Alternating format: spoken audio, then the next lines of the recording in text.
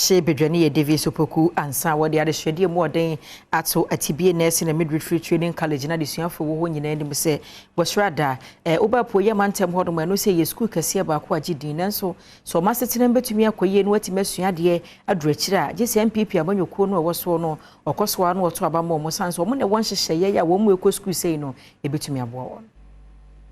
Say Jumedia NPP among your corner mabuno edisha so ewo a Poya Mantemono. Na wode je esukufo a wo mo ebatescon ne fa ewo atibie nursing and midwifery training school atum na wodwumedi na se na mrahye bedwane wo mpraye so David Sopoku mensa ekyerɛkyerɛ die amanyoko no ehwe ede free adesuafo a wode won ho abedom amanyoko no ehɔ ekyerɛ wo mo sɛ de oman sikasɛm nso esi etie. Yes, I admit that we are in difficult moments as a country. I admit. It's only a fool who won't appreciate that Ghana is a difficult place. I admit. But you see, in your difficult moments, the person who sustains the pro-poor policy and the person who decides to cancel it, who are you going for? That today, just like in 2015, your mama decided to cancel your nursing training allowance. Because we are in difficulty, in 2024, you are going to vote for your mama again.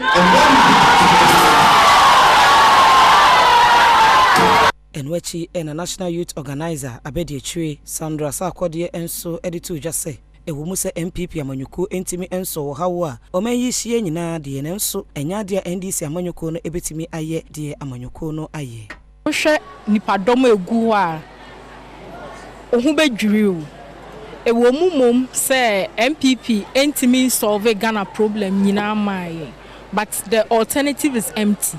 NDC ni bibia ombetimi ayade aboa Ghana even in the midst of issues ubon se nurse for omampanyi dada John Mahama e cancel om allowances wanu si yepe na atibie nurse na midwifery training college Tescom president Jamina enso edin sama hudu bi etudwa. Our vision right now is to break the 8. We have to get more people. We need people to understand that we are here for the best and for the better.